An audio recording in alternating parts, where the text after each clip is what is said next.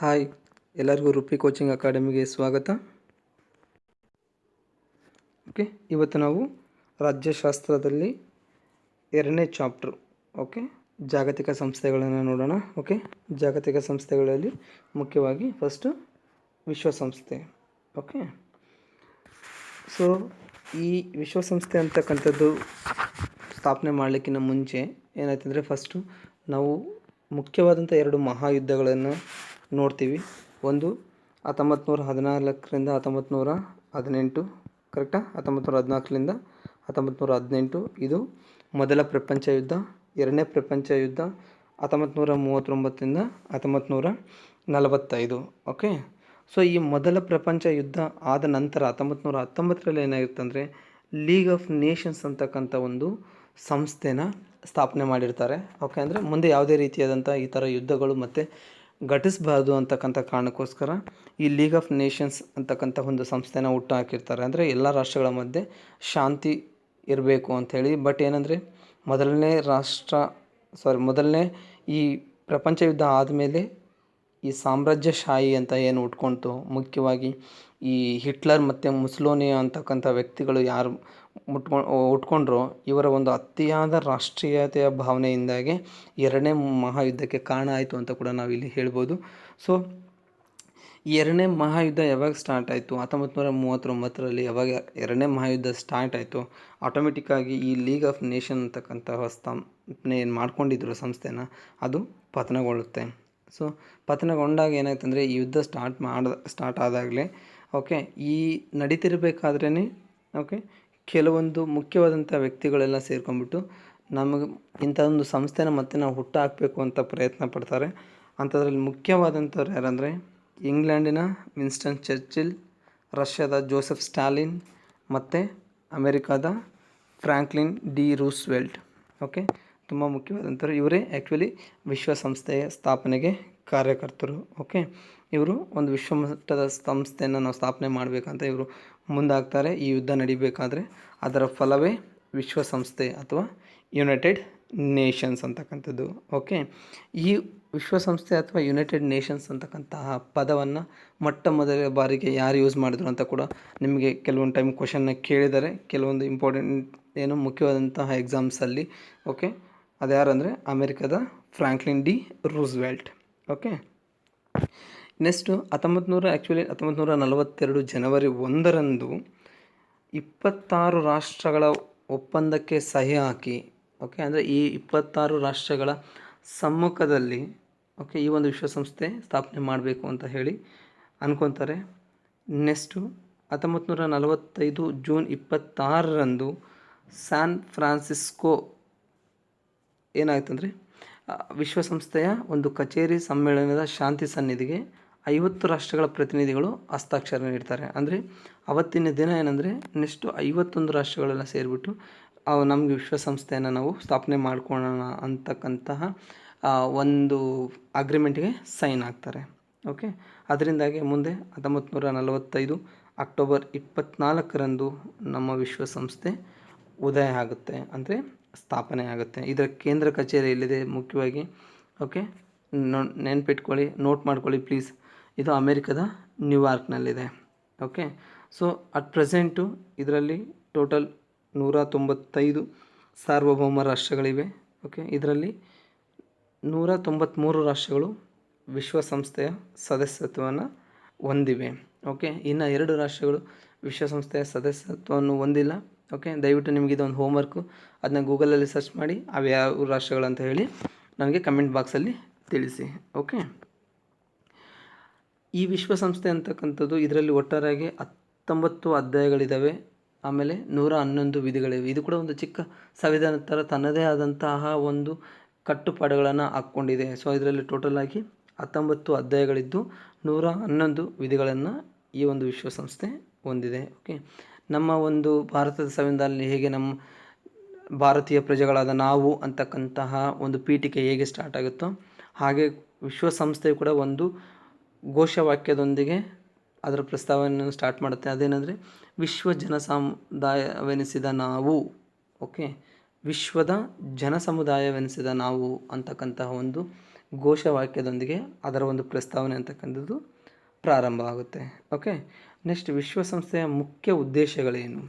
Okay, first ಅಂತಾರಾಷ್ಟ್ರೀಯ ಶಾಂತಿ ಮತ್ತು ಸುಭದ್ರತೆಯನ್ನು ಕಾಪಾಡ್ತಕ್ಕಂಥದ್ದು ಅಂತಾರಾಷ್ಟ್ರೀಯ ಮಟ್ಟದಲ್ಲಿ, ಅಂದರೆ ದೇಶಗಳ ನಡುವೆ ಓಕೆ ಒಂದು ಶಾಂತಿಯನ್ನು, ಆಮೇಲೆ ಸುಭದ್ರತೆಯನ್ನು, ಅಂದರೆ ಯಾವುದೇ ದೇಶಗಳ ಮಧ್ಯೆ ವೈಮನಸ್ಸು ಬರದೆ, ಅಂದರೆ ಯುದ್ಧಕ್ಕೆ ಯಾವುದೇ ರೀತಿಯಿಂದ ಪ್ರಚೋದನೆಗಳು ಆಗಬಾರ್ದು ಅನ್ನೋ ಥರ ನೋಡ್ಕೊತಕ್ಕಂಥದ್ದು ಇದರೊಂದು ಮೂಲ ಉದ್ದೇಶ. ಆಮೇಲೆ ರಾಷ್ಟ್ರಗಳ ಮಧ್ಯೆ ಪರಸ್ಪರ ಮೈತ್ರಿಯನ್ನು, ಒಂದು ಅಂಡರ್ಸ್ಟ್ಯಾಂಡಿಂಗನ್ನು ಬೆಳೆಸ್ತಕ್ಕಂಥದ್ದು. ಆಮೇಲೆ ಮಾನವ ಹಕ್ಕುಗಳ ಬಗ್ಗೆ ಒಂದು ನಂಬಿಕೆಯನ್ನು ಹೆಚ್ಚಿಸ್ತಕ್ಕಂಥದ್ದು. ನಿಮ್ಗೆ ಆಲ್ರೆಡಿ ಲಾಸ್ಟ್ ನನ್ನ ಕ್ಲಾಸಲ್ಲಿ ಹೇಳ್ದಂಗೆ ಏನಂದರೆ, ಪ್ರತಿಯೊಂದು ಸದಸ್ಯ ರಾಷ್ಟ್ರ ಕೂಡ ಒಂದು ಮೂಲ ಹಕ್ಕುಗಳ ಏನಾದೊಂದು ಲಿಸ್ಟ್ ಕೊಟ್ಟಿದೆ. ಓಕೆ, 30 ಅಂಶಗಳ ಒಂದು ಪಟ್ಟಿಯನ್ನು ಏನು ಕೊಟ್ಟಿದ್ದಲ್ಲ ಅದನ್ನು ಫಾಲೋ ಮಾಡಬೇಕು ಅಂತಕ್ಕಂಥದ್ದು. ಆಮೇಲೆ ಅಂತಾರಾಷ್ಟ್ರೀಯ ಮಟ್ಟದಲ್ಲಿ ಆರ್ಥಿಕ, ಸಾಮಾಜಿಕ, ಸಾಂಸ್ಕೃತಿಕ ಮತ್ತು ಮಾನವೀಯ ನೆಲೆಗಳಿಗೆ ಒಂದು ಅಂತಾರಾಷ್ಟ್ರೀಯ ಸಹಕಾರದೊಂದಿಗೆ ಅವನ್ನು ನಾವು ಸಾಲ್ವ್ ಮಾಡ್ತಕ್ಕಂಥದ್ದು. ಆಮೇಲೆ ಅಂತಾರಾಷ್ಟ್ರೀಯ ಮಟ್ಟದ ನ್ಯಾಯ ಮತ್ತು ಒಡಂಬಡಿಕೆಗಳ ಷರತ್ತುಗಳಿಗೆ ಮನ್ನಣೆ ಒದಗಿಸ್ತಕ್ಕಂಥದ್ದು. ಓಕೆ, ಅಂದರೆ ಇಂಟರ್ನ್ಯಾಷನಲ್ ಲೆವೆಲಲ್ಲಿ ನ್ಯಾಯ ಮತ್ತು ಒಡಂಬಡಿಕೆಗಳು ಅಂದರೆ ಒಂದು ಅಂಡರ್ಸ್ಟ್ಯಾಂಡಿಂಗು, ಕೆಲವೊಂದು ಕಂಡೀಷನ್ಸ್ ಹಾಕ್ಬಿಟ್ಟು ಎಲ್ಲದನ್ನ ಕಂಟ್ರೋಲ್ ಮಾಡ್ತಕ್ಕಂಥದ್ದು. ಆಮೇಲೆ ರಾಷ್ಟ್ರಗಳ ಮಧ್ಯೆ ಪರಸ್ಪರ ಸೌಹಾರ್ದತೆಯ ಕೇಂದ್ರವಾಗಿ, ಅಂದರೆ ಯಾವುದೇ ಒಂದೆರಡು ರಾಷ್ಟ್ರಗಳ ಮಧ್ಯೆ ಡಿಸ್ಪ್ಯೂಟ್ ಬಂದಾಗೆ, ಫಾರ್ ಎಕ್ಸಾಂಪಲ್ ಹೇಳಬೇಕಂದ್ರೆ ನಿಮಗೆ 1947ರಲ್ಲಿ ನಮಗೆ ಭಾರತ ಮತ್ತು ಪಾಕಿಸ್ತಾನ ಡಿವೈಡ್ ಆದಾಗೆ ಪಾಕಿಸ್ತಾನ ಏನು ಮಾಡುತ್ತೆ, ಕಾಶ್ಮೀರನ ಆಕ್ರಮಣ ಮಾಡ್ಕೊಳ್ಲಿಕ್ಕೆ ಪ್ರಯತ್ನ ಪಡುತ್ತೆ. ತುಂಬ ಪೋರ್ಷನ್ ಪಾಕಿಸ್ತಾನದಲ್ಲಿ ಜಮ್ಮು ಕಾಶ್ಮೀರದಲ್ಲಿರ್ತಕ್ಕಂತಹ ಕೆಲವೊಂದು ಪೋರ್ಷನ್ನ ಪಾಕ್ ಪ್ರಚೋದನೆಯಿಂದ ಅಲ್ಲಿರ್ತಕ್ಕಂತಹ ಮುಸ್ಲಿಮರು ಕೂಡ ಒಟ್ಟಾಗಿ ಬಂದ್ಬಿಟ್ಟು ಕಾಶ್ಮೀರದ ಕೆಲವೊಂದು ಪಾರ್ಟ್ನ ಆಕ್ರಮಣ ಮಾಡ್ಕೊತಾರೆ. ಆವಾಗಲೇ ಆ್ಯಕ್ಚುಲಿ ಅಲ್ಲಿರ್ತಕ್ಕಂತಹ ರಾಜ ಆಗಿರ್ತಕ್ಕಂತಹ ಹರಿಸಿಂಗ್ನು ನಮ್ಮ ಭಾರತದ ಜೊತೆಗೆ, ಆ್ಯಕ್ಚುಲಿ 1947ರಲ್ಲಿ ಭಾರತಕ್ಕೆ ಅದು ಸೇರ್ಪಡೆಗೊಂಡಿರಲ್ಲ, ಸ್ವತಂತ್ರ ರಾಜ್ಯ ಆಗಿರುತ್ತೆ. ಆಮೇಲೆ ಬಂದುಬಿಟ್ಟು ಭಾರತದ ಜೊತೆಗೆ ಒಪ್ಪಂದ ಮಾಡ್ಕೊತಾರೆ. ಆಮೇಲೆ ನಮ್ಮ ಸೈನ್ಯ ಹೋಗಿ ಅವ್ರನ್ನ ಹಿಮ್ಮೆಟ್ಟುತ್ತೆ. ನೆಕ್ಸ್ಟ್ ಏನು ಮಾಡ್ತಾರೆ ಅಂದರೆ, ಈ ಒಂದು ಎರಡು ರಾಷ್ಟ್ರಗಳ ಮಧ್ಯೆ ಈ ಥರನಾದಂತಹ ಯುದ್ಧ ಆಗಬಾರ್ದು ಅಂಥೇಳಿ ಭಾರತ ವಿಶ್ವಸಂಸ್ಥೆಯನ್ನು ಕೇಳ್ಕೊಳ್ಳುತ್ತೆ. ಅದರ ಮಧ್ಯಸ್ಥಿಕೆಯಿಂದಾಗಿ ನಮಗೆ ಒಂದು ಕದನ ವಿರಾಮ ಅಂತಕ್ಕಂಥದ್ದನ್ನ ಘೋಷಣೆ ಮಾಡುತ್ತೆ, ಅದು ವಿಶ್ವಸಂಸ್ಥೆ. ಓಕೆ, ಈ ಥರ ಎರಡು ರಾಷ್ಟ್ರಗಳ ಮಧ್ಯೆ ಒಂದು ಸೌಹಾರ್ದ ಕೇಂದ್ರವಾಗಿ ಕೂಡ ವಿಶ್ವಸಂಸ್ಥೆ ಕೆಲಸ ಮಾಡುತ್ತೆ. ಓಕೆ, ನೆಕ್ಸ್ಟು ಈ ವಿಶ್ವಸಂಸ್ಥೆಯಲ್ಲಿರ್ತಕ್ಕಂಥ ಮುಖ್ಯವಾದ ಅಂಗಸಂಸ್ಥೆಗಳು, ಇದರಲ್ಲಿ ಮುಖ್ಯವಾಗಿ 6 ಅಂಗಸಂಸ್ಥೆಗಳಿದೆ. ಅಂದರೆ ವಿಶ್ವಸಂಸ್ಥೆ ಕೆಳಗಡೆ ಕೆಲಸ ಮಾಡ್ತಕ್ಕಂಥ ಸಂಸ್ಥೆಗಳು ಯಾವುವು ಅಂದರೆ ಸಾಮಾನ್ಯ ಸಭೆ, ಭದ್ರತಾ ಸಮಿತಿ, ಆರ್ಥಿಕ ಹಾಗೂ ಸಾಮಾಜಿಕ ಸಮಿತಿ, ದತ್ತಿ ಸಮಿತಿ ಅಂದರೆ ಟ್ರಸ್ಟಿಶಿಪ್ ಕೌನ್ಸಿಲ್ ಅಂತ ಕರಿತೀವಿ ಇದನ್ನು, ಇಂಟರ್ನ್ಯಾಷನಲ್ ಕೋರ್ಟ್ ಅಥವಾ ಅಂತಾರಾಷ್ಟ್ರೀಯ ನ್ಯಾಯಾಲಯ ಹಾಗೂ ಸಚಿವಾಲಯ. ಓಕೆ, ಪ್ಲೀಸ್ ನೋಟ್ ಮಾಡ್ಕೊತಾ ಇರಿ, ವಿಡಿಯೋನ ಪಾಸ್ ಮಾಡಿ ನೋಟ್ ಮಾಡ್ಕೊಳ್ಳಿ, ಇವನ್ನೆಲ್ಲ ಇಂಪಾರ್ಟೆಂಟ್ ಪಾಯಿಂಟ್ಸ್. ಓಕೆ, ಫಸ್ಟ್ ಇದರಲ್ಲಿ ಸಾಮಾನ್ಯ ಸಭೆ. ಓಕೆ, ಈ ಸಾಮಾನ್ಯ ಸಭೆ ಅಂತಕ್ಕಂಥದ್ದು ಏನಂದರೆ ಎಲ್ಲ ಸದಸ್ಯ ರಾಷ್ಟ್ರಗಳ ಪ್ರತಿನಿಧಿಗಳನ್ನು ಒಳಗೊಂಡತಕ್ಕಂಥ ಒಂದು ಅಂಗಸಂಸ್ಥೆ. ಅಂದರೆ ಏನಂದರೆ, ಈ ಒಂದು ಸಭೆ ನಡಿಬೇಕು ಅಂದರೆ, ವಿಶ್ವಸಂಸ್ಥೆಯ ಸಾಮಾನ್ಯ ಸಭೆ ನಡಿಬೇಕಂದ್ರೆ ಎಲ್ಲ ಒಂದು ಸದಸ್ಯ ರಾಷ್ಟ್ರಗಳೇನಿದಾವಲ್ಲ ಎಲ್ಲ ರಾಷ್ಟ್ರಗಳ ಪ್ರತಿನಿಧಿಗಳು ಅದಕ್ಕೆ ಹಾಜರಾಗ್ತಾರೆ. ಓಕೆ, ಆ ಸಭೆ ನಡಿಬೇಕಾದ್ರೆ ಏನಾಗುತ್ತೆ ಅಂದರೆ, ಪ್ರತಿಯೊಂದು ಸದಸ್ಯ ರಾಷ್ಟ್ರ ತನ್ನ ಒಂದು 5 ಸದಸ್ಯರನ್ನು ಕಳಿಸಿಕೊಡುತ್ತದೆ. ಓಕೆ, ಆಮೇಲೆ 5 ಜನ ಸದಸ್ಯ ರಾಷ್ಟ್ರ ಹೋದರೂ ಕೂಡ ಅಲ್ಲಿ ಏನೋ ಒಂದು ಇಂಪಾರ್ಟೆಂಟ್ ಪಾಯಿಂಟ್ನ ಡಿಸ್ಕಸ್ ಮಾಡಬೇಕು, ಅದಕ್ಕೆ ನೆಕ್ಸ್ಟ್ ಈಗ ಎಲ್ಲರೂ ಓಟ್ ಹಾಕಬೇಕು ಅಂತಂದರೆ ಒಂದು ಸದಸ್ಯ ರಾಷ್ಟ್ರಕ್ಕೆ 1 ಓಟು ಮಾತ್ರ ಹಾಕಲಿಕ್ಕೆ ಹಕ್ಕಿರುತ್ತೆ. ಅಂದರೆ ಈಗ 5 ಜನ ಹೋದರೂ ಕೂಡ 5 ಬೇರೆ ಬೇರೆ ಓಟ್ ಹಾಕಿ ನಮ್ಮ ಭಾರತದ ಪರವಾಗಿ ನಾವು 5 ಓಟ್ ಹಾಕಿವಿ ಅಂತ ಹೇಳ್ಕೊಳೋದಲ್ಲ, ಎಲ್ಲರ ಪರವಾಗಿ ಒಂದೇ ಓಟು ಮಾನ್ಯತೆ ಪಡೆಯುತ್ತದೆ. ಓಕೆ, ಆಮೇಲೆ ಈ ಒಂದು ಸಭೆ ಅಂತಕ್ಕಂಥದ್ದು 1 ವರ್ಷದ ಅವಧಿಗೆ ಒಬ್ಬ ಅಧ್ಯಕ್ಷನನ್ನು ಆರಿಸ್ತದೆ. ಹಾಗೆ 17 ಜನ ಉಪಾಧ್ಯಕ್ಷರನ್ನು ಕೂಡ ಇವರು ಆಯ್ಕೆ ಮಾಡ್ಕೊತಾರೆ. ಆಮೇಲೆ 7 ಸ್ಥಾಯಿ ಸಮಿತಿಗಳನ್ನು ರಚನೆ ಮಾಡ್ಕೊತಾರಲ್ಲ, ಅದರ ಅಧ್ಯಕ್ಷರ ಆಯ್ಕೆ ಕೂಡ ಈ ಸಾಮಾನ್ಯ ಸಭೆ ಮಾಡುತ್ತೆ. ಯೂಶ್ವಲಿ ಈ ಒಂದು ಸಾಮಾನ್ಯ ಸಭೆ ಅಂತಕ್ಕಂಥದ್ದು ಸೆಪ್ಟೆಂಬರ್ ಮತ್ತು ಡಿಸೆಂಬರದ ಒಂದು ಮಧ್ಯಭಾಗದವರೆಗೂ ನಡೆಯುತ್ತೆ. ಓಕೆ, ಆಮೇಲೆ ಇಲ್ಲಿ ಯಾವುದೇ ಒಂದು ನಿರ್ಧಾರಗಳು, ಅಂದರೆ ಈಗ ಏನೋ ಒಂದು ಮಂಡನೆ ಮಾಡಿರ್ತಾರೆ ಓಕೆ, ಆ ಮಂಡನೆಗೆ ಅದು ಪಾಸ್ ಆಗಬೇಕು ಅಂತಂದರೆ ಅಲ್ಲಿ 2/3 ಸದಸ್ಯರ ಅನುಮೋದನೆ, ಅಂದರೆ ಓಟ್ ಹಾಕ್ತೀವಿ ಅಂದರೆ 2/3 ಆಫ್ ವೋಟ್ಸ್ ಏನಿದೆಯಲ್ಲ ಅದ್ರ ಮೆಜಾರಿಟಿ ಬಂತು ಅಂದರೆ ಓಕೆ, ಅಷ್ಟು ಅನುಮೋದನೆ ಸಿಕ್ಕರೆ ಅಲ್ಲಿ ಡಿಸ್ಕಸ್ ಮಾಡಿರ್ತಕ್ಕಂಥ ಬಿಲ್ ಪಾಸ್ ಆಗುತ್ತೆ ಅಂತ ಅರ್ಥ. ಓಕೆ, ಆಮೇಲೆ ಒಂದು ವಾರ್ಷಿಕ ಆಯವ್ಯಯ ಪಟ್ಟಿ ಏನಿರುತ್ತಲ್ಲ ಅದು ಸಾಮಾನ್ಯ ಸಭೆಯಲ್ಲಿ ಒಪ್ಪಿಗೆ ಪಡೆಯಬೇಕಾಗುತ್ತೆ. ಅಂದರೆ ಇದೊಂದು ಬಜೆಟ್ ಇದ್ದಂಗೆ. ಓಕೆ, ಈ ವರ್ಷದ ವಿಶ್ವಸಂಸ್ಥೆ ಅಂಗಸಂಸ್ಥೆ ಆಗಿರ್ತಕ್ಕಂಥ ಸಾಮಾನ್ಯ ಸಭೆಯ ಒಂದು ಅಂಗೀಕಾರ ಪಡ್ಕೊಂಡು ಆ ಒಂದು ವಾರ್ಷಿಕ, ಅಂದರೆ ನಾವು ಈಗ ಹೆಂಗೆ ಬಜೆಟ್ ಮಂಡನೆ ಮಾಡ್ತೀವಲ್ಲ ಅಂಥ ಒಂದು ಆಯವ್ಯಯ ಪಟ್ಟಿನ, ಅಂದರೆ ಖರ್ಚು ವೆಚ್ಚಗಳ ಪಟ್ಟಿನ ಅಲ್ಲಿ ನಾವು ಮಂಡನೆ ಮಾಡ್ತಾರೆ. ಓಕೆ, ಆಮೇಲೆ ಈ ಸಾಮಾನ್ಯ ಸಭೆಗೆ ಪ್ರತಿ ವರ್ಷ ಸೆಪ್ಟೆಂಬರ್ ಮತ್ತು ಡಿಸೆಂಬರ್ ಮಧ್ಯಭಾಗದಲ್ಲೇ ನಡಿಬೇಕಂತೇನಿಲ್ಲ. ಏನಾದರೂ ಒಂದು ಎಮರ್ಜೆನ್ಸಿ ಬಂತು ಅಂತಂದರೆ ಓಕೆ, ಅಂಥ ಟೈಮಲ್ಲೂ ಕೂಡ ಈ ಒಂದು ಸಾಮಾನ್ಯ ಸಭೆಯನ್ನು ಅಂದರೆ ವಿಶೇಷ ಸಾಮಾನ್ಯ ಸಭೆಯನ್ನು ಕರಿಬೋದು. ಓಕೆ, ಅದು ಒಂದು ಅಧಿಕಾರ ಈ ಸಾಮಾನ್ಯ ಸಭೆಗಿರುತ್ತೆ. ಫಾರ್ ಎಕ್ಸಾಂಪಲ್ ಹೇಳಬೇಕು ಅಂದರೆ ನಮಗೆ ಲಾಸ್ಟ್ ಕೊರೋನಾ ಬಂತು. ಓಕೆ, ಕೊರೋನಾ ಬಂದಾಗ ಏನಾಗುತ್ತಂದರೆ ಇದು ಒಂದು ಇಂಟರ್ನ್ಯಾಷನಲ್ ಎಮರ್ಜೆನ್ಸಿ ಅಂತ ಹೇಳಿ ಘೋಷಣೆ ಮಾಡಬೇಕು ಅಂದರೆ ವಿಶ್ವಸಂಸ್ಥೆ ಇಂತಹ ಒಂದು ಸಾಮಾನ್ಯ ಸಭೆ ಅಂತಕ್ಕಂಥದ್ದು ಒಂದು ತುರ್ತು ಸಭೆಯನ್ನು ಕರೆದು ಡಿಸ್ಕಸ್ ಮಾಡಿಬಿಟ್ಟು ಅಲ್ಲಿ ಒಂದು ಬಿಲ್ನ ಪಾಸ್ ಮಾಡ್ಕೊತಾರೆ. ಓಕೆ, ಅದೇ ಥರ ಜಾಗತಿಕ ಸಂಸತ್ತಿನ ರೀತಿಯಲ್ಲಿ ವಿಶ್ವದ ಎಲ್ಲ ಪ್ರಮುಖ ವಿದ್ಯಮಾನಗಳಲ್ಲಿ ಚರ್ಚೆಯಲ್ಲಿ ಇದು ಪ್ರಧಾನ ಪಾತ್ರ ವಹಿಸುತ್ತೆ. ಅಂದರೆ ಒಂದು ರಾಷ್ಟ್ರಕ್ಕೆ ಸಂಬಂಧಪಟ್ಟಿರ್ತಕ್ಕಂಥ ವಿಷಯ ಆಗಿರ್ಬೋದು ಅಥವಾ ಇಡೀ ಪ್ರಪಂಚಕ್ಕೆ ಸಂಬಂಧಪಟ್ಟಿರ್ತಕ್ಕಂಥ ವಿಷಯ ಆಗಿರ್ಬೋದು, ಅಂತಹ ವಿಷಯಗಳನ್ನು ಇದು ಚರ್ಚೆ ಮಾಡುತ್ತೆ. ಓಕೆ, ನೆಕ್ಸ್ಟು ಭದ್ರತಾ ಸಮಿತಿ, ಎರಡನೇ ಸಮಿತಿ. ಇದು ವಿಶ್ವಸಂಸ್ಥೆಯ ಸಚಿವ ಸಂಪುಟ. ಇದು ಒಂದು ಅತ್ಯಂತ ಪ್ರಭಾವಿ ಅಂಗ ಕೂಡ. ಓಕೆ, ಸೊ ವಿಶ್ವಸಂಸ್ಥೆಯ ಸಚಿವ ಸಂಪುಟ ಆಗಿರ್ತಕ್ಕಂಥ ಅಂಗ ಯಾವುದು ಅಂತಂದರೆ ಭದ್ರತಾ ಸಮಿತಿ. ಓಕೆ, ಸೊ ಇದರಲ್ಲಿ 15 ಮಂದಿ ಸದಸ್ಯರಿದ್ದು ಅದರಲ್ಲಿ ಮುಖ್ಯವಾಗಿ 5 ರಾಷ್ಟ್ರಗಳು ತಮ್ಮ ಒಂದು ಕಾಯಂ ಸದಸ್ಯತ್ವವನ್ನು ಪಡೆದಿದೆ. ಅವು ಯಾವುವು ಅಂದರೆ ಅಮೆರಿಕ, ರಷ್ಯಾ, ಬ್ರಿಟನ್, ಫ್ರಾನ್ಸ್ ಮತ್ತು ಚೀನಾ. ಓಕೆ, ಇವು ಕಾಯಂ ಸದಸ್ಯತ್ವವನ್ನು ಪಡೆದಿದೆ. ಓಕೆ, ಆಮೇಲೆ ಇವುಗಳಿಗೆ ವಿಟೋ ಅಧಿಕಾರ ಇರುತ್ತೆ. ಸೊ ನಿಮಗಿದು ತುಂಬ ಇಂಪಾರ್ಟೆಂಟ್ ಪಾಯಿಂಟು. ಯಾಕಂದರೆ ನಮಗೆ ನೆನ್ಪಿಟ್ಕೊಳ್ಳಿ, ಇಲ್ಲಿ ಭಾರತ ಕೂಡ ವಿಶ್ವಸಂಸ್ಥೆಯ ಒಂದು ಸದಸ್ಯ ರಾಷ್ಟ್ರ ಆಗಬೇಕು ಅಂತ ಹೇಳಿ, ಕಾಯಂ ಸದಸ್ಯತ್ವ ಬೇಕು ಅಂತ ಹೇಳಿ ಫೈಟ್ ಮಾಡ್ತಾ ಇದೆ. ಬಟ್ ಇಂಥ ಫೈಟ್ ಮಾಡಬೇಕಾದ್ರೆ ಅಲ್ಲಿ ವಿಟೋ ಪವರ್ ಅಂತಕ್ಕಂಥದ್ದು ಮುಖ್ಯ. ಅಂದರೆ ಈ 5 ರಾಷ್ಟ್ರಗಳೇನಿದಾವಲ್ಲ ಅಲ್ಲಿ ಒಪ್ಪಿಗೆ ಕೊಡಬೇಕಾಗುತ್ತೆ. ಅಂಥ ಟೈಮಲ್ಲಿ ನಮಗೆ ಈಗ ಮುಖ್ಯವಾಗಿ ಚೀನಾ ಅಂತಕ್ಕಂಥದ್ದು ತನ್ನ ವಿಟೋ ಪವರ್ನ ಯೂಸ್ ಮಾಡಿಬಿಟ್ಟು ನಮಗೆ ಕಾಯಂ ಸದಸ್ಯತ್ವ ಸಿಗಲಾರ್ದಂಗೆ ಮಾಡ್ತಾಯಿದೆ. ಇದು ಮುಖ್ಯವಾದ ಪಾಯಿಂಟು. ವಿಟೋ ಪವರ್ ಅಂದರೆ ಅಷ್ಟು ಪವರ್ ಇರುತ್ತೆ. ಒಂದು ರಾಷ್ಟ್ರಕ್ಕೆ ಕಾಯಂ ಸದಸ್ಯತ್ವ ಕೊಡಬೇಕಾ ಬೇಡ ಅಂತಕ್ಕಂಥದ್ದು ಈ 5 ರಾಷ್ಟ್ರಗಳ ಒಂದು ವೋಟ್ ಅಂತಕ್ಕಂಥದ್ದು ತುಂಬ ಮುಖ್ಯವಾಗಿರುತ್ತೆ. ಓಕೆ, ನೆಕ್ಸ್ಟು ಈ 15 ಜನದಲ್ಲಿ ಉಳಿದ 10 ಮಂದಿ ಹಂಗಾಮಿ ಸದಸ್ಯರೇನಿದಾರಲ್ಲ ಅವರು 2 ವರ್ಷಗಳ ಅವಧಿಗೆ ಸಾಮಾನ್ಯ ಸಭೆ ಇವರನ್ನು ಆರಿಸ್ತದೆ, ಅಂದರೆ ಎಲೆಕ್ಟ್ ಮಾಡುತ್ತೆ. ಆಮೇಲೆ ಇವರು ಪ್ರಪಂಚದ ವಿವಿಧ ಭೌಗೋಳಿಕ ಪ್ರದೇಶಗಳನ್ನು ಪ್ರತಿನಿಧಿಸ್ತಾರೆ. ಅಂದರೆ ಬೇರೆ ಬೇರೆ ಭೌಗೋಳಿಕ ಪ್ರದೇಶಗಳಿಂದ ಇವರನ್ನು ಆಯ್ಕೆ ಮಾಡಲಾಗುತ್ತೆ. ಓಕೆ, ಆಮೇಲೆ ಪ್ರತಿಯೊಂದು ಸದಸ್ಯರಿಗೂ ಒಂದು ಮತ ಚಲಾಯಿಸುವ ಹಕ್ಕಿರುತ್ತೆ, ಹೇಗೆ ಸಾಮಾನ್ಯ ಸಭೆಯಲ್ಲಿರುತ್ತೋ ಹಾಗೆ. ಆದರೆ ಎಲ್ಲ ಕಾಯಂ ಸದಸ್ಯರ ಸಮಿತಿ ಪ್ರತಿಯೊಂದು ಪ್ರಮುಖ ನಿರ್ಧಾರಕ್ಕೂ ಅವಶ್ಯಕ. ಇಲ್ಲಿ ಮುಖ್ಯವಾಗಿ ಎಲ್ಲ ಕಾಯಂ ಸದಸ್ಯರು ಏನಿದಾರಲ್ಲ ಎಲ್ಲರ ಓಟು ಓಕೆ ಅಥವಾ ಅವರ ಸಮ್ಮತಿ ಏನಿರುತ್ತಲ್ಲ ಇದು ಮುಖ್ಯ ಆಗುತ್ತೆ.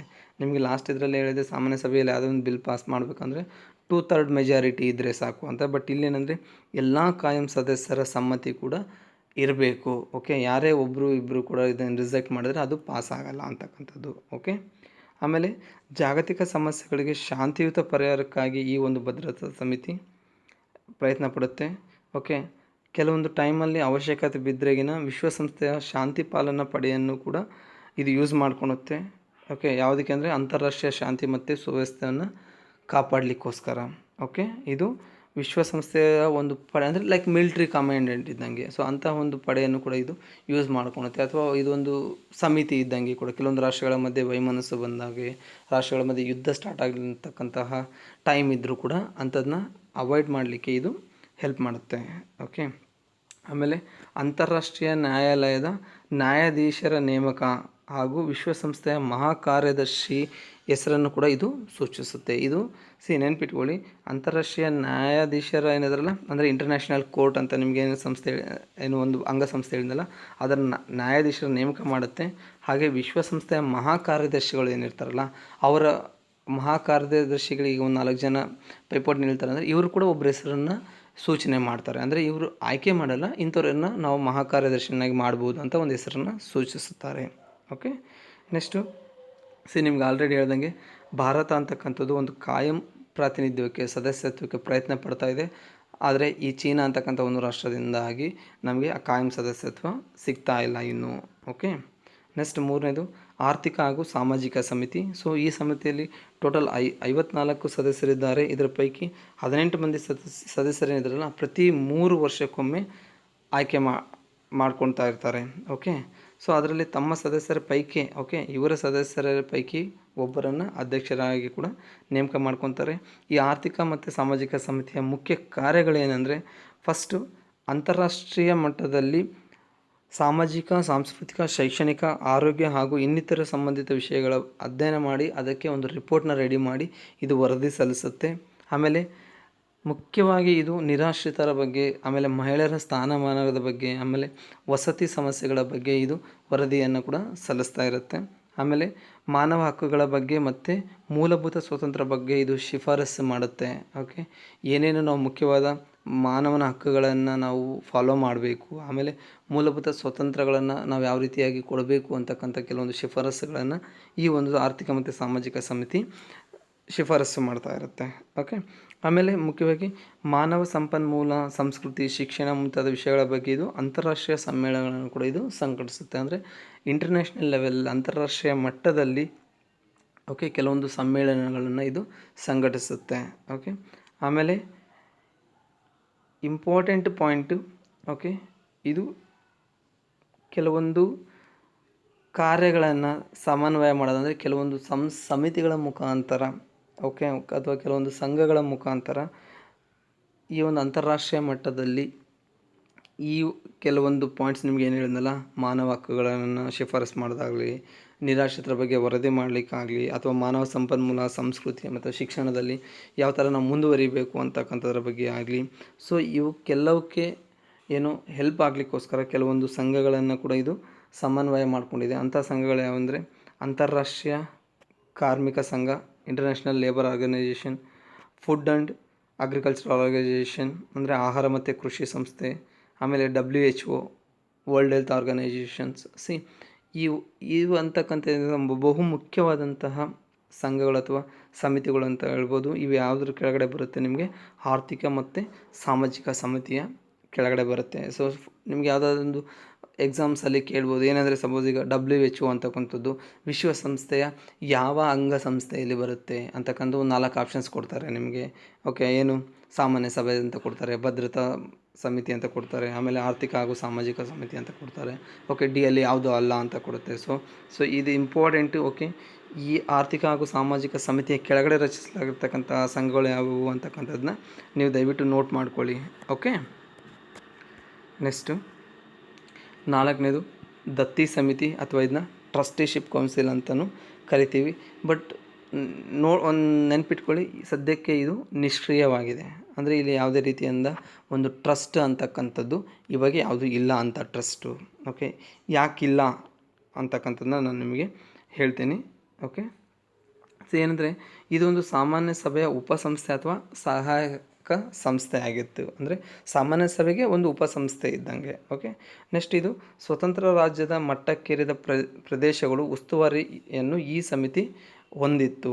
ಓಕೆ, ಅಂದರೆ ಸ್ವತಂತ್ರ ರಾಜ್ಯದ ಮಟ್ಟಕ್ಕೆ ಏರಿರ್ತಕ್ಕಂತಹ ಪ್ರದೇಶ ಏನಿದೆಯಲ್ಲ ಅದರ ಉಸ್ತುವಾರಿಯನ್ನು, ಅಂದರೆ ಸಪೋಸ್ ಯಾವುದೋ ಒಂದು ರಾಷ್ಟ್ರ ಸ್ವತಂತ್ರವಾಯ್ತಪ್ಪ, ಅದರ ಒಂದು ಉಸ್ತುವಾರಿಯನ್ನು ನೋಡ್ಕೊಳ್ಲಿಕ್ಕೆ ಇನಿಷಿಯಲ್ ಡೇಸಲ್ಲಿ ಅದಕ್ಕೋಸ್ಕರ ಈ ಒಂದು ಸಮಿತಿಯನ್ನು, ಒಂದು ಟ್ರಸ್ಟ್ ಇದು ಓಕೆ ಫಾರ್ಮ್ ಮಾಡಿದರು. ಬಟ್ ಈಗ ಅಂತಹ ಯಾವುದೂ ರಾಷ್ಟ್ರಗಳು ಉದ್ಭವ ಆದರೂ ಕೂಡ ಈ ಟ್ರಸ್ಟ್ನ ಹೆಲ್ಪ್ ನಾವು ತೊಗೊತಾ ಇಲ್ಲ. ಹಾಗಾಗಿ ಇಲ್ಲಿ ಯಾವುದೇ ಟ್ರಸ್ಟು ಅಥವಾ ದತ್ತಿ ಉಳಿದಿಲ್ಲ. ಹಾಗಾಗಿ ಇದು ನಿಷ್ಕ್ರಿಯವಾಗಿದೆ. ಓಕೆ, ಆಮೇಲೆ ಮುಖ್ಯವಾದ 5ನೇ ಪಾಯಿಂಟು ಅಂತಾರಾಷ್ಟ್ರೀಯ ನ್ಯಾಯಾಲಯ, that is international court. Okay, ಇದು ಎಲ್ಲಿ ಸ್ಥಾಪನೆ ಆಯಿತು ಅಂದರೆ ನೆದರ್ಲ್ಯಾಂಡ್ನಲ್ಲಿ ಹೇಗ್ ಅಂತಕ್ಕಂಥದ್ದು, ಇದು ಹೇಗೆ ಅಲ್ಲ, ಇದು ಹೇಗ್ ಅಂತಕ್ಕಂಥ ಪ್ಲೇಸಲ್ಲಿ ಈ ನ್ಯಾಯಾಲಯ ಸ್ಥಾಪನೆಗೊಂಡಿದೆ. ಓಕೆ, ಇದು ವಿಶ್ವಸಂಸ್ಥೆಯ ಒಂದು ಪ್ರಧಾನ ಅಂಗಸಂಸ್ಥೆ. ಆಮೇಲೆ ಎಲ್ಲ ಸದಸ್ಯ ರಾಷ್ಟ್ರಗಳು ಈ ಒಂದು ನ್ಯಾಯಾಲಯದ ಸನ್ನಿಧಿಗೆ ತಮ್ಮ ಸಹಮತವನ್ನು ನೀಡಲು ಬದ್ಧರಾಗಿರ್ತಾರೆ ಯಾವಾಗಲೂ. ಓಕೆ, ಫಸ್ಟ್ ಕಂಡೀಷನ್ ಇರುತ್ತೆ ಇದಕ್ಕೆ. ಆಮೇಲೆ ಇದರಲ್ಲಿ 15 ಮಂದಿ ನ್ಯಾಯಾಧೀಶರಿರ್ತಾರೆ. ಇವರ ಅಧಿಕಾರಾವಧಿ ಬಂದ್ಬಿಟ್ಟು 9 ವರ್ಷ ಇರುತ್ತೆ. ಒಬ್ಬ ನ್ಯಾಯಾಧೀಶರು ಇದಕ್ಕೆ ಯಾರು ಆಯ್ಕೆ ಆಯ್ತಾರಲ್ಲ ಅವರು 9 ವರ್ಷಗಳ ಕಾಲ ಇದರಲ್ಲಿ ಕೆಲಸ ಮಾಡ್ತಾರೆ. ಅದಾದಮೇಲೂ ಕೂಡ ಇವ್ರಿಗೆ ಮರು ಆಯ್ಕೆ ಮಾಡಲಿಕ್ಕೆ ಮತ್ತೆ ಇವ್ರನ್ನ ಅಪಾಯಿಂಟ್ಮೆಂಟ್ ಮಾಡ್ಕೊಳ್ಲಿಕ್ಕೆ ಇವ್ರಿಗೆ ಅವಕಾಶ ಇರುತ್ತೆ. ಆಮೇಲೆ 3 ವರ್ಷಗಳ ಅವಧಿಗೆ ಒಬ್ಬ ಅಧ್ಯಕ್ಷ ಮತ್ತು ಉಪಾಧ್ಯಕ್ಷರನ್ನು ಇವರು ನೇಮಿಸ್ಕೊಂಡಿರ್ತಾರೆ. ಓಕೆ, ಈ ಒಂದು 15 ಜನ ಅಧ್ಯಕ್ಷರಿದ್ದಾರಲ್ಲ, ಪ್ರತಿ 3 ವರ್ಷಗಳ ಅವಧಿಗೋಸ್ಕರ ಅಂತಂದ್ಬಿಟ್ಟು ಒಬ್ಬ ಅಧ್ಯಕ್ಷನ ಮತ್ತು ಉಪಾಧ್ಯಕ್ಷರನ್ನು ನೇಮಿಸ್ಕೊಳ್ತಾರೆ. 3 ವರ್ಷ ಆದಮೇಲೆ ಅವರು ಚೇಂಜ್ ಆಗಿ ಮತ್ತು ಬೇರೆ ಒಬ್ಬ ಅಧ್ಯಕ್ಷ ಮತ್ತು ಉಪಾಧ್ಯಕ್ಷರು ಬರ್ತಾರೆ. ಓಕೆ, ಇವುಗಳನ್ನು ಬಹುಮತದ ಆಧಾರದ ಮೇಲೆ ಅಂದರೆ ವೋಟಿಂಗ್ ಸಿಸ್ಟಮ್ 15 ಜನ ಅವರ ಒಂದು ವೋಟ್ ಹಾಕ್ಬಿಟ್ಟು ಒಬ್ಬರನ್ನ ನೇಮಕ ಮಾಡ್ಕೊತಾರೆ. ಓಕೆ, ಆಮೇಲೆ ಇವು ಮುಖ್ಯವಾಗಿ ಇವರೇನೆಂದರೆ ನ್ಯಾಯಗಳನ್ನು ಇತ್ಯರ್ಥ ಮಾಡೋದರ ಜೊತೆಗೆ ಕಾನೂನು ವಿಚಾರದಲ್ಲಿ ಕೂಡ ಇವರು ಯೋಗ್ಯ ಸಲಹೆಗಳನ್ನು ನೀಡ್ತಾ ಇರ್ತಾರೆ. ಓಕೆ, ಆಮೇಲೆ ಮುಖ್ಯವಾದಂಥ ಪಾಯಿಂಟ್ ಏನಂದರೆ ಇದರ ಒಂದು ನ್ಯಾಯಾಲಯದ ತೀರ್ಪು ಏನಿದೆಯಲ್ಲ, ಈ ತೀರ್ಪು ಕಡ್ಡಾಯವಾಗಿ ಯಾವ ದೇಶಕ್ಕೂ ಅನ್ವಯಿಸೋದಿಲ್ಲ. ಅಂದರೆ ಇವರು ಏನೋ ಒಂದು ತೀರ್ಪನ್ನು ಕೊಡ್ತಾರೆ ಅಂದರೆ ಕಂಪಲ್ಸರಿಯಾಗಿ ಆ ದೇಶ ಅದನ್ನ ಫಾಲೋ ಮಾಡಲೇಬೇಕು ಅಂತಕ್ಕಂಥ ಕಂಡೀಷನ್ ಇರಲ್ಲ. ಓಕೆ, ನೆಕ್ಸ್ಟು 6ನೇದು ಸಚಿವಾಲಯ.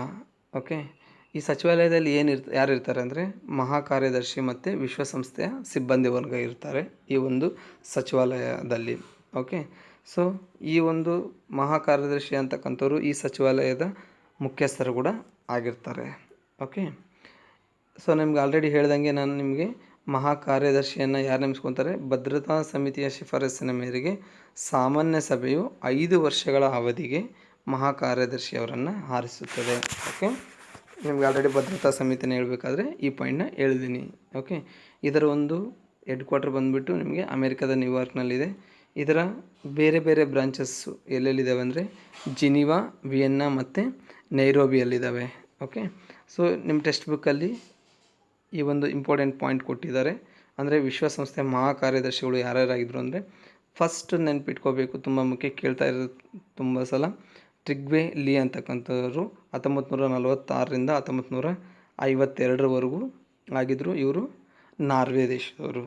ಓಕೆ, ಫಸ್ಟು ಆ್ಯಕ್ಚುಲಿ ನಮಗೆ ಟರ್ಮ್ ಇರೋದು 5 ವರ್ಷ, ಬಟ್ ಇವರು ಇಲ್ಲಿ 6 ವರ್ಷಗಳವರೆಗೆ ಆಗಿದ್ದರು. ಓಕೆ, ನೆಕ್ಸ್ಟು ಇವರೆಲ್ಲರೂ ಮಹಾ ಕಾರ್ಯದರ್ಶಿಗಳು. ಆಮೇಲೆ ಈಗಿರ್ತಕ್ಕಂಥ ಮಹಾ ಕಾರ್ಯದರ್ಶಿ ಆ್ಯಂಟೋನಿಯೋ ಗುಟೆರಸ್ 2017ರಲ್ಲಿ. ಇವರು ಯಾವ ದೇಶದವರು ಅಂದರೆ ಪೋರ್ಚುಗೀಸ್. ಓಕೆ, ಮುಖ್ಯವಾಗಿ ಈ 6 ಅಂಗಸಂಸ್ಥೆಗಳಂತಕ್ಕಂಥದ್ದು ವಿಶ್ವಸಂಸ್ಥೆಯ ಕೆಳಗಡೆ ಬರುತ್ತೆ. ಓಕೆ, ನೆಕ್ಸ್ಟ್ ವಿಶ್ವಸಂಸ್ಥೆಯ ಕೆಲವು ಮುಖ್ಯವಾದ ಸಾಧನೆಗಳನ್ನು ನಾವೀಗ ನೋಡೋಣ. ಫಸ್ಟ್ ಏನಂದರೆ ಶಾಂತಿ ಸ್ಥಾಪನೆ ಕಾರ್ಯಗಳು, ಆಮೇಲೆ ಆರ್ಥಿಕ ಹಾಗೂ ಹಣಕಾಸಿನ ಸಾಧನೆ, ಸಾಮಾಜಿಕ ಸಾಧನೆಗಳು. ಓಕೆ, ಸೊ ಈ ಶಾಂತಿ ಸ್ಥಾಪನೆಯ ಕಾರ್ಯಗಳೇನೆಂದರೆ ಇವು ಹಲವಾರು ರಾಜಕೀಯ ಸಂಘರ್ಷಗಳನ್ನು ನಿವಾರಿಸುತ್ತೆ. ಅಂದರೆ ದೇಶಗಳ ಮಧ್ಯೆ ಹೇಳಿದ್ನಲ್ಲ ನಿಮ್ಗೆ ಆಲ್ರೆಡಿ, ಯಾವುದೇ ಒಂದು ರಾಜಕೀಯ ಸಂಘರ್ಷಗಳು ಬಂತಂದರೆ ಓಕೆ, ಅಂತಹ ಒಂದು ಸಮಸ್ಯೆಗಳನ್ನು ಈ ವಿಶ್ವಸಂಸ್ಥೆಯು ಬಗೆಹರಿಸಲಿಕ್ಕೆ ಸಹಾಯ ಮಾಡುತ್ತೆ. ಅದರಲ್ಲಿ ಮುಖ್ಯವಾಗಿ ಕೆಲವೊಂದು ಇದ್ದಾವೆ. ಇಲ್ಲಿ ಎಕ್ಸಾಂಪಲ್ ಕೊಟ್ಟಿದ್ದಾರೆ. ಸುಯೇಜ್ ಕಾಲುವೆ ಬಿಕ್ಕಟ್ಟಿರ್ಬೋದು, ಇರಾನ್ನ ಸಂಘರ್ಷ ಇರ್ಬೋದು, ಇಂಡೋನೇಷ್ಯಾ, ಕಾಶ್ಮೀರ ನಮಗೆ ಸಂಬಂಧಪಟ್ಟಂಗೆ ನಾನು ಹೇಳಿದ್ನಲ್ಲ 1947ರಲ್ಲಿ ಆಗಿರ್ತಕ್ಕಂಥ ನಮ್ಮ ಮತ್ತು ಪಾಕಿಸ್ತಾನದ ಮಧ್ಯೆ ನಡೆದಿರ್ತಕ್ಕಂತಹ ಡಿಸ್ಪ್ಯೂಟ್ ಇರ್ಬೋದು. ಓಕೆ, ಅಂಥದ್ರಲ್ಲೆಲ್ಲ ಇದು ವಿಶ್ವಸಂಸ್ಥೆ ಅಂತಕ್ಕಂಥದ್ದು ಎಂಟರ್ ಆಗಿಬಿಟ್ಟು ಆ ಒಂದು ಪ್ರಾಬ್ಲಮ್ನ ಸಾಲ್ವ್ ಮಾಡಲಿಕ್ಕೆ ಅಥವಾ ಬಗೆಹರಿಸಲಿಕ್ಕೆ ಇದು ಸಹಾಯ ಮಾಡುತ್ತೆ. ಓಕೆ, ಅಣ್ವಸ್ತ್ರ ಮತ್ತು ಸಾಂಪ್ರದಾಯಿಕ ನಿಶಸ್ತ್ರೀಕರಣ ನಾನು ಹೇಳಿದ್ನಲ್ಲ, ಸ್ವ ಇಚ್ಛೆಯಿಂದ ನಾವು ಕೆಲವೊಂದು ಶಸ್ತ್ರಾಸ್ತ್ರಗಳನ್ನು ನಾವೇ ಅವನ್ನ ಹಾಳು ಮಾಡ್ತಕ್ಕಂಥದ್ದು. ಓಕೆ, ಅಂದರೆ ನಿಷ್ಕ್ರಿಯ ಮಾಡ್ತಕ್ಕಂಥದ್ದನ್ನು. ಓಕೆ, ಅಂಥದಕ್ಕೂ ಕೂಡ ಇದು ಪ್ರಯತ್ನ ಪಡ್ತಾ ಇದೆ. ಓಕೆ, ನೆಕ್ಸ್ಟು ಆರ್ಥಿಕ ಹಾಗೂ ಹಣಕಾಸಿನ ಸಾಧನೆ, ಸಾಮಾಜಿಕ ಪ್ರಗತಿ ಹಾಗೂ ಉತ್ತಮ ಜೀವನ ಮಟ್ಟಕ್ಕೆ ಯತ್ನಿಸಬೇಕು ಅಂತಕ್ಕಂಥ ಒಂದು ಘೋಷಣೆಯನ್ನು ಈ ವಿಶ್ವಸಂಸ್ಥೆಯು ನೀಡಿದೆ. ಆಮೇಲೆ ಆರ್ಥಿಕ ಮತ್ತು ಹಣಕಾಸಿನ ಕ್ಷೇತ್ರದಲ್ಲಿ ಈ ಸುಂಕ ಮತ್ತು ವ್ಯಾಪಾರ ಒಪ್ಪಂದ ಅಂದರೆ ಸುಂಕ ಮತ್ತು ವ್ಯಾಪಾರ ಒಪ್ಪಂದ ಯಾಕೆ ಮಾಡುತ್ತಂದರೆ ದೇಶಗಳ ಮಧ್ಯೆ ಏನಂದರೆ ಟ್ರೇಡ್ ಅಂತಕ್ಕಂಥದ್ದು, ವ್ಯಾಪಾರ ಅಂತಕ್ಕಂಥದ್ದು ಈಸಿ ಆಗಲಿ ಅಂದರೆ ನಾವು ಟ್ಯಾಕ್ಸನ್ನು ಕಡಿಮೆ ಮಾಡಿಕೊಂಡು, ಈಗ ಕೆಲವೊಂದು ಅಗ್ರಿಮೆಂಟ್ ಎಲ್ಲ ಆಗುತ್ತೆ, ಫ್ರೀ ಟ್ರೇಡ್ ಅಗ್ರಿಮೆಂಟ್ ಅಂತ ಕರಿತೀವಿ. ಅಂದರೆ ಈಗ ಸಪೋಸ್ ನಾವೊಂದು ದೇಶದ ಜೊತೆಗೆ ಫ್ರೀ ಟ್ರೇಡ್, ಸಪೋಸ್ ಇರಾಕ್ ಜೊತೆಗೆ ಫ್ರೀ ಟ್ರೇಡ್ ಅಗ್ರಿಮೆಂಟ್ ಇಟ್ಕೊಂಡಿವಿ, ಅಥವಾ ಬಾಂಗ್ಲಾದೇಶ ಜೊತೆಗೆ ಫ್ರೀ ಟ್ರೇಡ್ ಅಗ್ರಿಮೆಂಟ್ ಇಟ್ಕೊಂಡಿದ್ದೀವಿ ಅಂತ ಇಟ್ಕೊಳ್ಳಿ, ಅಥವಾ ಭೂತಾನ್ ಜೊತೆಗೆ ಅಥವಾ ಮ್ಯಾನ್ಮಾರ್ ಜೊತೆಗೆ ಈಗ ನಾವು ಫ್ರೀ ಟ್ರೇಡ್ ಅಗ್ರಿಮೆಂಟ್ ಅಂತ ಇಟ್ಕೊಂಡ್ರಾಗಿನ ನಮ್ಮ ದೇಶದ ಸರಕುಗಳು ಆ ದೇಶಕ್ಕೆ ಹೋಗಲಿಕ್ಕೆ ಅಥವಾ ಆ ದೇಶದ ಸರಕುಗಳು ನಮ್ಮ ದೇಶದಲ್ಲಿ ಬಂದ್ಬಿಟ್ಟು ಮಾರಾಟ ಮಾಡಲಿಕ್ಕೆ ಯಾವುದೇ ರೀತಿಯಿಂದ ಟ್ಯಾಕ್ಸನ್ನು ನಾವು ಆಗದೇ ಇರ್ತಕ್ಕಂಥದ್ದನ್ನ ನಾವು ಫ್ರೀ ಟ್ರೇಡ್ ಅಗ್ರಿಮೆಂಟ್ ಅಂತ ಹೇಳಿ ಕರಿತೀವಿ. ಓಕೆ, ಅಂತಹ ಯೋಜನೆಗಳಿಗೂ ಕೂಡ ಇದು ಹೆಲ್ಪ್ ಮಾಡುತ್ತೆ. ಓಕೆ, ಸೊ ಈ ಒಂದು ಅದಕ್ಕೋಸ್ಕರ ಹೆಲ್ಪ್ ಆಗಲಿ ಅಂತ ಇದೊಂದು ಯೋಜನೆಯನ್ನು ರೂಪಿಸಿದೆ. ಅದಂದರೆ ವಿಶ್ವಸಂಸ್ಥೆ ಪ್ರಗತಿ ಯೋಜನೆ ಅಂತಕ್ಕಂಥದ್ದು. ಅದನ್ನು ನಾವು the United Nations development programme ಅಂತ ಕೂಡ ಕರಿತೀವಿ. ಓಕೆ, ಸೊ ಅಂಥದ್ರಕ್ಕೆ ಹೆಲ್ಪ್ ಆಗಲಿಕ್ಕೋಸ್ಕರ ಅದರ ಆರ್ಥಿಕ ಮತ್ತು ಹಣಕಾಸಿನ ಸಾಧನೆಯಲ್ಲಿ ಬರ್ತಕ್ಕಂತಹ 2 ಮುಖ್ಯ ಸಂಸ್ಥೆಗಳು ಯಾವುವು ಅಂದರೆ ವಿಶ್ವ ಬ್ಯಾಂಕ್ ಮತ್ತು IMF, that is international monetary fund ಅಂತಕ್ಕಂಥದ್ದು. ಇವು ವಿಶ್ವಸಂಸ್ಥೆಯ ಸಹಯೋಗದೊಂದಿಗೆ ಉತ್ತಮ ಸಾಧನೆ ಕೂಡ ಇವು ಮಾಡ್ತಾ ಇದ್ದಾವೆ. ಓಕೆ, ನೆಕ್ಸ್ಟು ಸಾಮಾಜಿಕ ಸಾಧನೆಗಳು. ಸೊ ಸಾಮಾಜಿಕ ಸಾಧನೆಗಳಲ್ಲಿ ಬರ್ತಕ್ಕಂತಹ ಕೆಲವೊಂದು ಈ ಸಂಸ್ಥೆಗಳು ಯಾವುವು ಅಂದರೆ ವಿಶ್ವ ಆರೋಗ್ಯ ಸಂಸ್ಥೆ, ಯುನೆಸ್ಕೋ, ಯುನಿಸೆಫ್, ಆಮೇಲೆ ವಿಶ್ವ ನಿರಾಶ್ರಿತರ ಆಯೋಗ. ಇವು ವಿಶ್ವಸಂಸ್ಥೆಯ ಸಾಮಾಜಿಕ ಚಳುವಳಿಯ ಸೇವಾ ಸಂಸ್ಥೆಗಳು. ಇವೆಲ್ಲ ನಿಮಗೆ ಮುಂದೆ ವಿಶ್ವಸಂಸ್ಥೆಯ ಕೆಳಗಡೆ ಬರ್ತಕ್ಕಂತಹ ಸಹಕಾರಿ ಸಂಸ್ಥೆಗಳು ಅನ್ನೋದರಲ್ಲಿ ನಾವು ಈ ಸಂಸ್ಥೆಗಳನ್ನು ನೋಡ್ತೀವಿ. ಓಕೆ, ಅವನ್ನ ನಾನು ನಿಮಗೆ ಮುಂದೆ ಎಕ್ಸ್ಪ್ಲೇನ್ ಮಾಡ್ತೀನಿ. ಓಕೆ, 1900 ನಿಮ್ಗೆ ಆಲ್ರೆಡಿ ಹೇಳ್ದಂಗೆ 1948ರಲ್ಲಿ ಒಂದು ಸಾರ್ವತ್ರಿಕ ಮಾನವ ಹಕ್ಕುಗಳ ಘೋಷಣೆಯನ್ನು ಮಾಡುತ್ತೆ ಯಾವುದು, ವಿಶ್ವಸಂಸ್ಥೆ. ಇದು ಒಂದು ಉತ್ತಮ ಸಾಧನೆ ಅಂತ ಹೇಳಿ ನಾವು ಹೇಳ್ಬೋದು.